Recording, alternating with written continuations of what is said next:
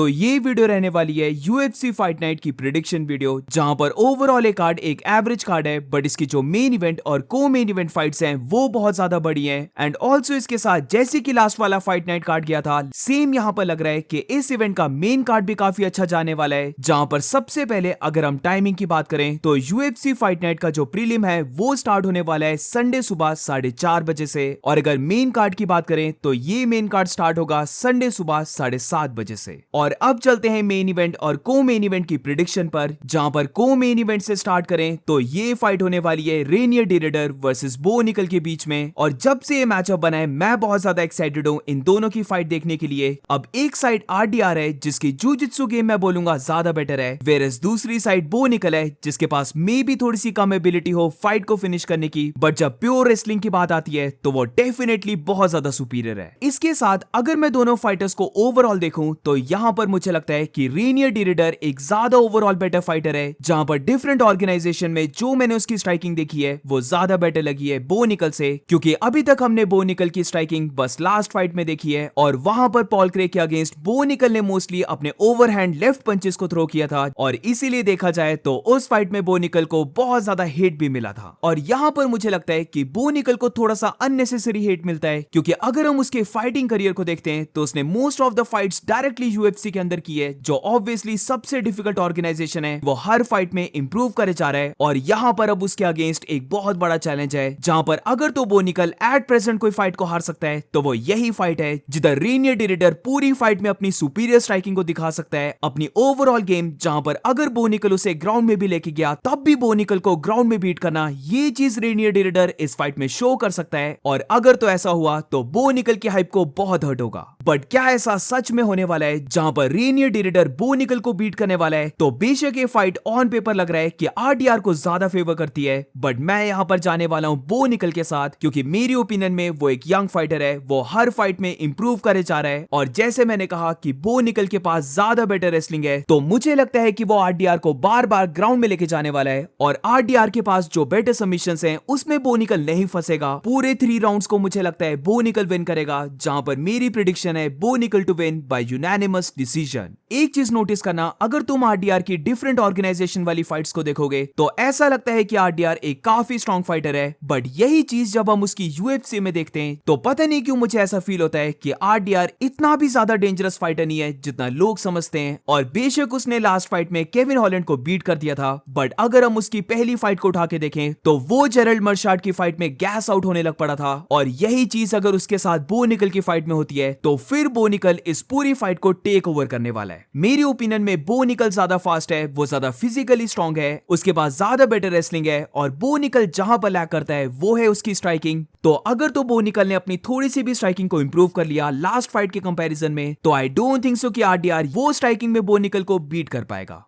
तो ओवरऑल एक बार फिर से मुझे लगता है कि बो निकल अनडिफीटेड रहने वाला है। बो निकल की हाइप और भी ज्यादा बढ़ जाएगी अगर वो यहां पर विन कर लेता है। और अब मूविंग ऑन, तो अब बात करते हैं मेन इवेंट के बारे में, जहां पर ये मेन इवेंट होने वाली है bantamweight division fighters Cory Sandhagen versus Deiveson Figueiredo के बीच में। I really like Deiveson Figueiredo. मुझे लगता है वो बहुत रेयर फाइटर्स में से एक है जो एक वेट क्लास ऊपर जाकर भी बहुत अच्छे दिखे। उसकी जो लास्ट फाइट अगेंस्ट पीटर यान गई थी उसने मुझे बहुत ज्यादा इंप्रेस किया है, जहां पर बेशक डेविसन फाइट को विन नहीं कर पाया, बट जितना मैंने एक्सपेक्ट किया था उसे बहुत ज्यादा बेटर की थी डेविसन ने फाइट। और यहां पर कोरी के अगेंस्ट मुझे लगता है कि डेविसन को काफी लोग कुछ ज्यादा ही अंडर एस्टिमेट कर रहे हैं, और मुझे ऐसी फील आ रही है कि वंस अगेन ये फाइट एक काफी क्लोज फाइट जाने वाली है। अब कोरी सैंडगन की अगर बात करें तो वो डेविसन से यहां पर ज्यादा बिग और उसके पास ज्यादा रीच रहने वाली है, एंड वी नो कि कोरी सैंडगन समवट थोड़ा सा डोमिनिक क्रूज की तरह फाइट करता है, जहां पर वो फाइट में कंटिन्यूअसली मूव करते रहता है, वो कभी भी एक स्टेशनरी टारगेट नहीं रहता है। और जो उसने अपनी लास्ट फाइट उमर के साथ की थी वहां पर हमने उसकी रेसलिंग को भी देखा, जहां पर कोरी सैंडगन का लग रहा है कि उसने अपनी ग्राउंड गेम को काफी इंप्रूव किया है। तो यहां पर वैसे तो मुझे नहीं लगता कि ये फाइट ग्राउंड में जाने वाली है, बट अगर बाय चांस ये फाइट ग्राउंड में जाती है तो कोरी और उमर की फाइट से पहले मैं बोलता कि डेविसन के पास डेफिनेटली बहुत बड़ी एडवांटेज है ग्राउंड में, बट जिस वजह से कोरी ने उमर के अगेंस्ट ग्राउंड गेम को दिखाया था, मुझे लगता है ये जो एडवांटेज है अब ये एडवांटेज इतनी बड़ी नहीं रही है, और बस यहां पर कोरी को अपनी बैक को नहीं देना है जैसे कि उसने एल्जिमिन स्टर्लिंग को दी थी, जहां पर फिर डेविसन उसे चोक आउट कर सकता है। अब जैसे मैंने कहा कि ये फाइट मुझे लगता है कि बहुत ज्यादा क्लोज फाइट है, और यस ये भी ट्रू है कि डेविसन को लोग बहुत ज्यादा अंडर एस्टिमेट कर रहे हैं, बट फिर भी अगर मैं प्रिडिक्शन की बात करूं तो मैं यहां पर जाने वाला हूं Cory Sandhagen to win by unanimous decision. I definitely think कि ये फाइट एक क्लोज फाइट जाने वाली है। कोरी सैंडगन को मैं स्लाइटली ज्यादा ऊपर इसलिए रख रहा हूं क्योंकि डेविसन फिगरेडो थोड़ा सा टाइम लगाता है सेटल होने के लिए, और जो उसका मेन पंच है यानी कि उसका बिग राइट पंच जो हर बार डेविसन फिगरेडो लोड करके रखता है, वो चीज को नोटिस करना कि डेविसन को यहाँ पर कॉम्प्लीमेंट करता है अगर उसका ओपोनेंट थोड़ा सा स्लो हो या फिर वो ज्यादा मूवमेंट को शो ना करे। बट एज वी नो कि पहले के 3 राउंड्स तो कोरी सैंडगन बहुत ज्यादा मूव करने वाला है, जहां पर पूरी फाइट में हमें दिखने वाला है कि कोरी सैंडगन प्रेशर कर रहा है या फिर बैकवर्ड मूव हो रहा है, वो हमेशा कंटिन्यू करेगा लैटरल मूव करना, और इसीलिए डेविसन को काफी ट्रबल आने वाली है कि वो कोरी सैंडगन को रीड करके उसके ऊपर यही वाले बिग पंच को लैंड कर पाए। पीटे यान की फाइट में भी हमने कुछ ऐसा ही देखा था, जहां पर स्टार्टिंग में डेविसन को थोड़ी सी ट्रबल आ रही थी पीटे यान को ट्रैक करने में, और यही चीज कोरी सैंडगन की फाइट में भी लग रहा है क्योंकि कोरी सैंडगन सच में बहुत ज्यादा मूव करता है, और बीच बीच में जो वो फ्लाइंग नीज को थ्रो करता है वो भी यहाँ पर डेविसन को ट्रबल दे सकती है, और इसीलिए डेविसन फिगरेडो के लिए ज्यादा बेटर रहेगा अगर वो कोरी सैंडगन को प्रेशर करे, क्योंकि अगर फाइट में कोरी डेविसन को केज के साइड पुश कर देता है तो बहुत ज्यादा पॉसिबिलिटी है कि कोरी सैंडगन से हम हेड किक्स या फिर फ्लाइंग नीज को थ्रो करता हुआ देखें।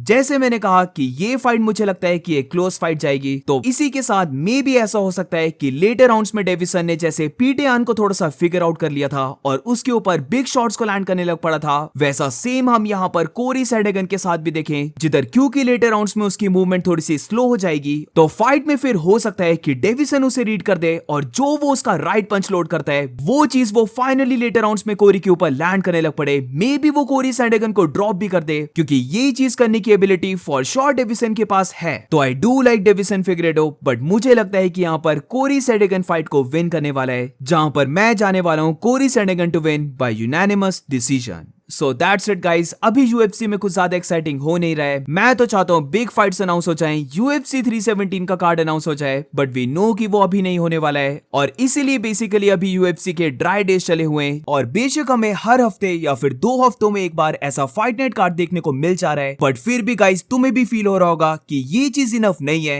एक साइड बॉक्सिंग है जो इस साल ओवरटेक करे जा रही है, और यहाँ पर ऐसा लग रहा है कि संडे को एक इवेंट हो रहा है और उसके बाद कंप्लीटली यूएफसी पूरी साइलेंट पड़ जा रही है, कोई भी प्रमोशनल चीज नहीं हो रही है, ना कुछ अनाउंसमेंट आ रही है, ना कुछ एक्साइटिंग हो रहा है। तो मुझे लगता है कि यहाँ पर यूएफसी को ज्यादा बेटर करने की जरूरत है, क्योंकि मेरी तरह यहाँ पर बहुत ज्यादा फैंस होंगे जो एग्री करेंगे कि यूएफसी अभी बहुत ज्यादा बोरिंग चल रही है।